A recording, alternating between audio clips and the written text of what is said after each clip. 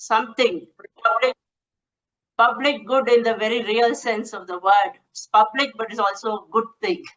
So in both senses of the word. And for me, my chosen public good is education. And my way of giving back is to share my education.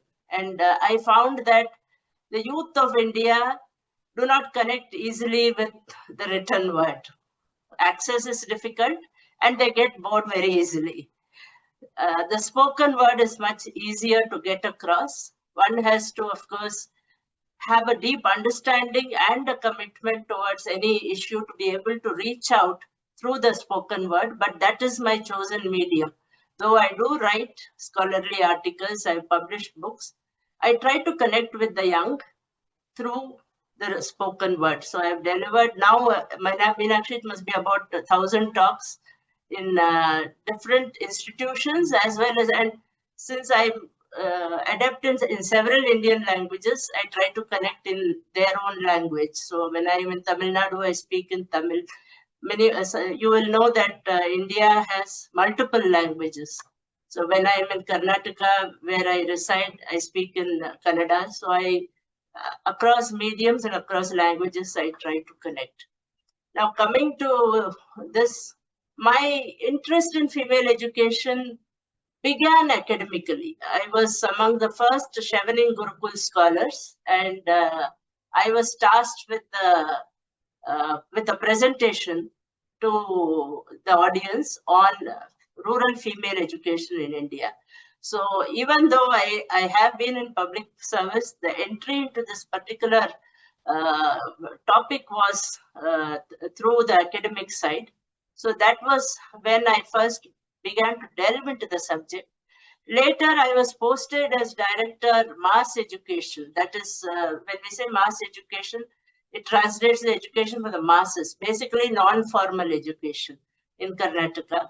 So that gave me opportunities to mingle at the very grassroots level. So I used to go to labor colonies. I used to go to places where women work and try to persuade them. And later, as Chief Secretary Zilla Panchayat in Bangalore and in Dharwad, which is a development department, I was in charge of schools as well. So this also gave me a kind of worm's eye view of what female education actually entails. So this is, this is how my interest began to grow and solidify. And I don't know how Meenakshi found me, but it was, as she says, it was the right person striking the right note. Now, shall I move on into the topic, Meenakshi, if that is fine with you? Yes, ma'am, exactly. You must have gone through the legal framework, which Meenakshi has detailed quite well in the concept note. And I wish to add a little more to that. Broadly, I'll be looking at this from three angles. One is the issues of policy. What are the issues of policy that girls' education entails? The second is issues of process. And the third is the issues of self. That is what the girl or the woman herself can do. So I thought this would be give us a kind of 360-degree view. One important change which has taken place in our country, and you can educate us about what is going on overseas, that education itself has a constitutional backing in India.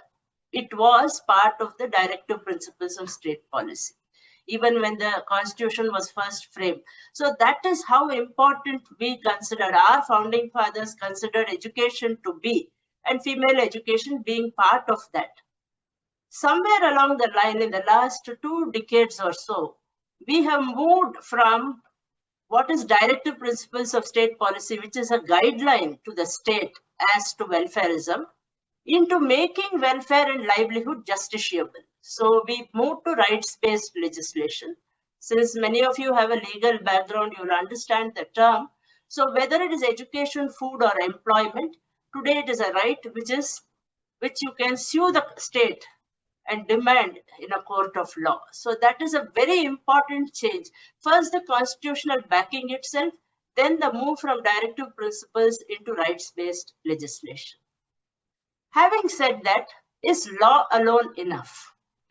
Now, if law alone is enough to effect societal change, then there is really no need for the judiciary or for the executive. Just the legislature alone is enough, and they can go on passing laws and things will change according to the way we want them to change. But these two nodes of governance, both the judiciary and the executive, are critical. Why is the judiciary important? Several of you have a legal background. From my vantage point of view, for me, judiciary is the first resort because it sets out the legal framework. At times, it even points to basic principles. And it is also the last resort. When everything else fails, when we do not achieve our goals, then that is where you turn to. So, this is, the two ends of any initiative is the judiciary. But that entire process or path to implementation and enforceability, that is the job of the executive. And that is a very messy path. In developing nations, it is even messier, highly problematic. And that is why the polity and the bureaucracy, people like me, become important. So broadly speaking of policy, these are, my thoughts. Now, when we say that the executive is important, then how do we go about implementation, right? Here, one thing which India has struggled is with the approach itself. Because for a very, very long time, we had a top-down approach, right? That someone sitting in the bureaucracy or in the top echelons of the polity will decide this is what is to be done and lay out a well-intentioned roadmap. But then when they actually go and implement, it doesn't work. And all of us are very familiar with this phenomenon. So we say in India that planning is good, but implementation is poor. But why is it poor? This is because the society and the community, and particularly the beneficiary community, the target community, that tends to get neglected.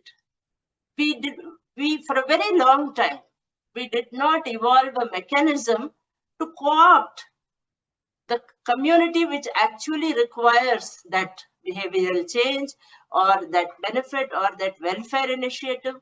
We did not evolve a mechanism to co-opt them into the whole process.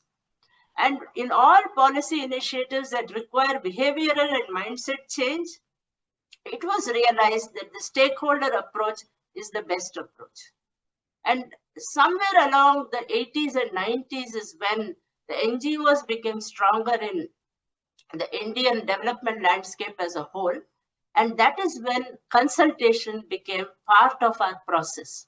And when I say consultation, I mean parents, society, neighbors, teachers. Why neighbors, you will ask?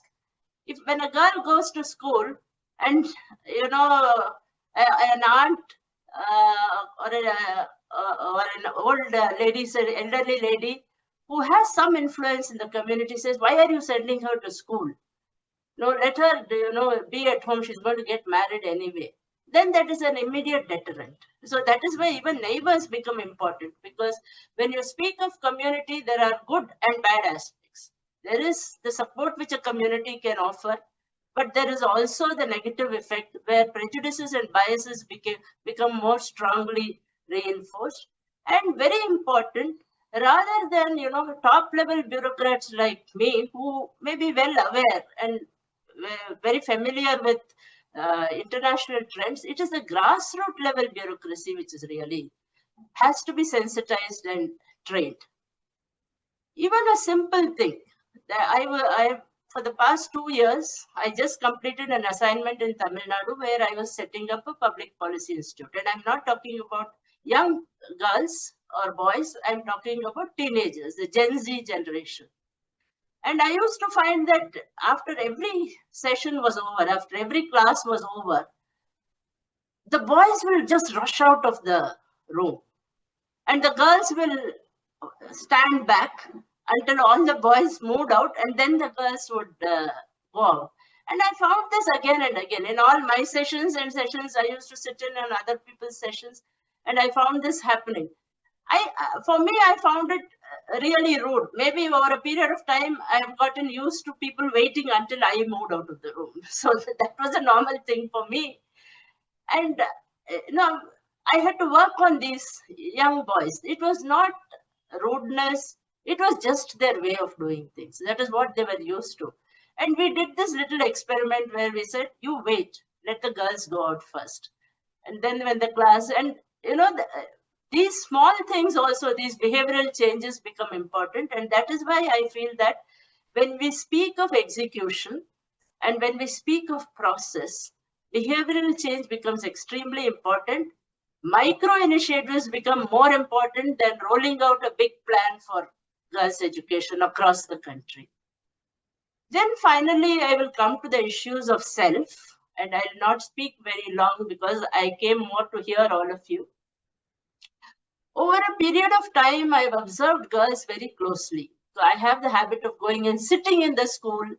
And when I was director of non-formal education, I used to go and sit in those continuing education centers along with them. And our way was, to spread a mat or what we call a jamkalam, a carpet on the floor, and then sit and study together. I may have some photographs, but I could not bring it now.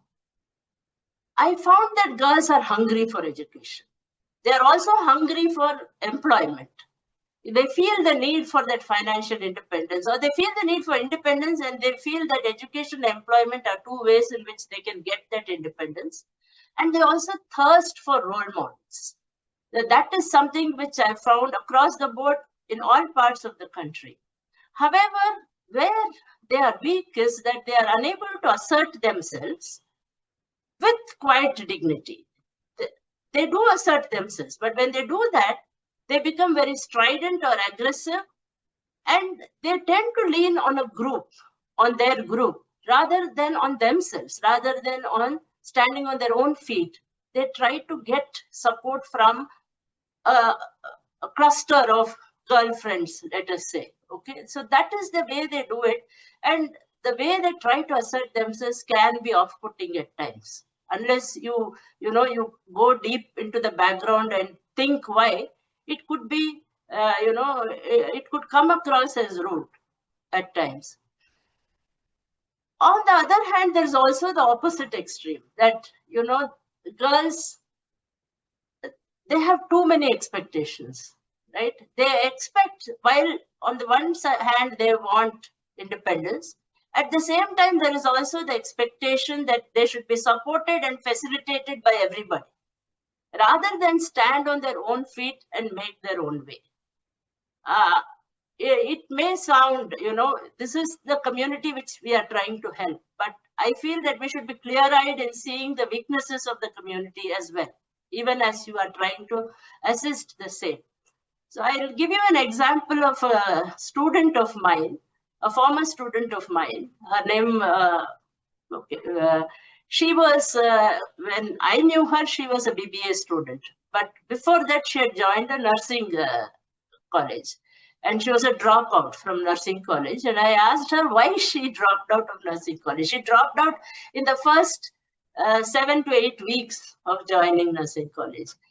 And she said, one of my seniors, she scolded me. I did something with the patient, and she scolded me, and I felt that it was unfair, and so I decided to drop out. So I don't know how any of you are familiar with medical education in India. My son is a surgeon, so I am very familiar. The way it works is by scolding. That is how they teach you, right? So I said, Shobita, you just left your, very good professional education, which is quite difficult to get. We are a huge country with a large population. Admission to any professional course is difficult in India. And she just threw it away in a way. This is the thing that, what we used to call guts, or the inner strength which makes you cope with difficulties and overcome these petty humiliations, let us say, in pursuit of a larger goal. That is, I think, a little lacking in this whole community of girls. It may not be just girls, it may be everybody as well, but this is the group which we are looking at now. And Meenakshi had asked a question whether reservation will help in this, if I recall in your note. And so what you are thinking of is sub-reservation, right? Sub-reservation within the caste-based reservation.